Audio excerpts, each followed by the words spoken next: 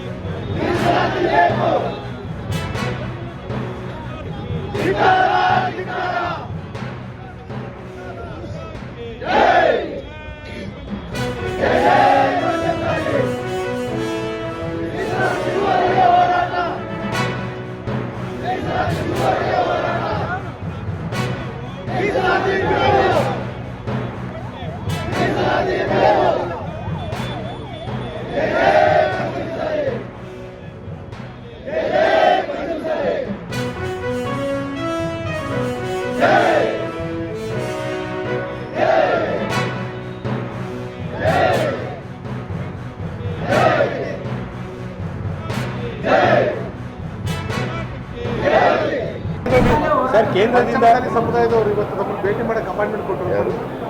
ಪಂಚಮಸಾಲಿ ಸಮುದಾಯದವರು ಇವತ್ತು ಅವರು ಬರೋಕ್ಕೆ ಕೇಳಿದ್ರೆ ಬರಲಿಲ್ಲ.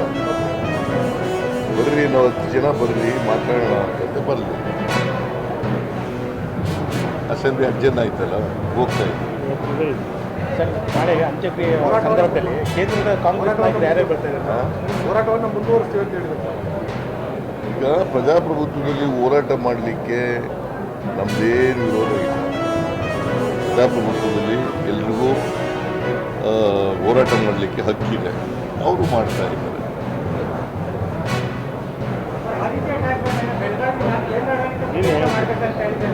ನಾನು ಹೇಳಿದ್ದೀನಲ್ಲಪ್ಪ,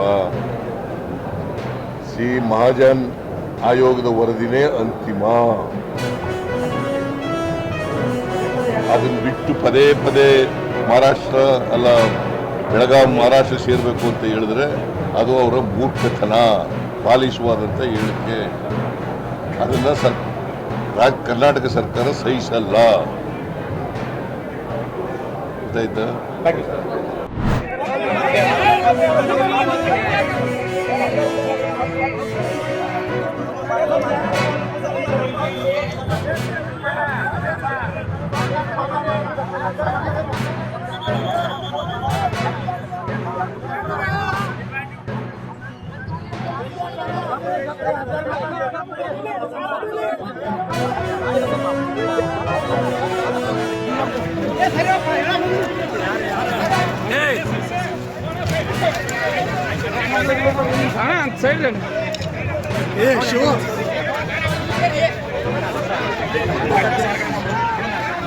ಏನ ಮೊಬೈಲ್ ಅಣ್ಣ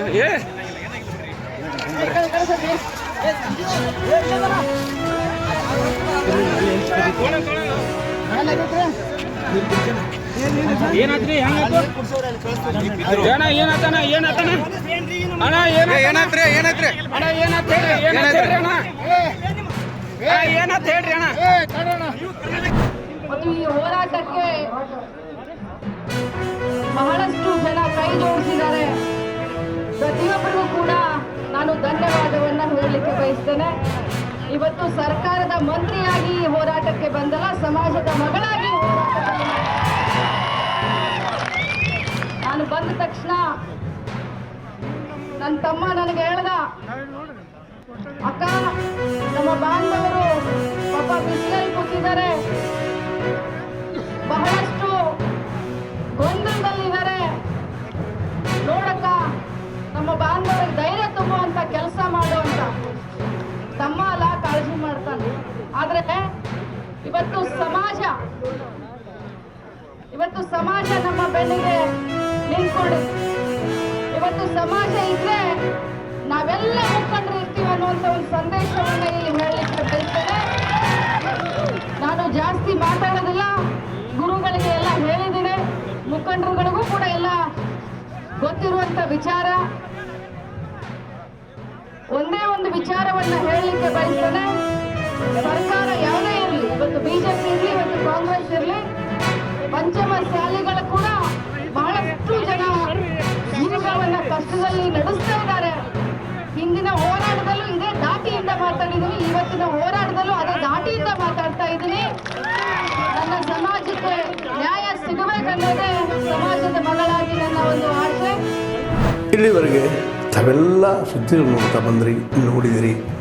ನಿಮಗೆ ಖುಷಿನೂ ಆಗಿರ್ಬೋದು, ಅಥವಾ ಒಂದು ಸಂತೋಷ ಆಗಿರ್ಬೋದು, ಅದು ದುಃಖನೂ ಅನಿಸ್ಬೋದು. ಯಾಕೆ ಸುದ್ದಿ ಹಾಕಿದಾರಪ್ಪ ಅಂತ ಅನಿಸ್ಬೋದು. ಏನು ಅನಿಸಲ್ಲ ನಿಮಗೆ, ನಿಮ್ಮ ಅನಿಸಿಕೆಗಳು ನಮ್ಗೆ ಭಾಳ ಪ್ರಮುಖ. ಈ ಸುದ್ದಿಗಳು ನಿಮ್ಗೆ ಏನು ಅನಿಸಿದ್ರು ನೀವು ಕಾಮೆಂಟ್ ಬಾಕ್ಸಲ್ಲೇ ಹೇಳ್ತಾ ಇರ್ರಿ. ಜೊತೆಗೆ ಎಲ್ಲಕ್ಕಿಂತ ಹೆಚ್ಚಿಗೆ ಶೇರ್ ಮಾಡ್ತಾ ಇರ್ರಿ ಈ ನ್ಯೂಸ್ಗಳನ್ನು. ಜೊತೆಗೆ ಏನಪ್ಪ ಅಂದ್ರೆ ಹೇ ಸೀತಾರಾಮ್ ನಿರಂತರ ನೋಡ್ತಾ ಇರ್ರಿ. ಹೇ ಸೀತಾರಾಮ್ ಸತ್ಯದ ಕೈಗಡೆ ವಂದನೆಗಳು.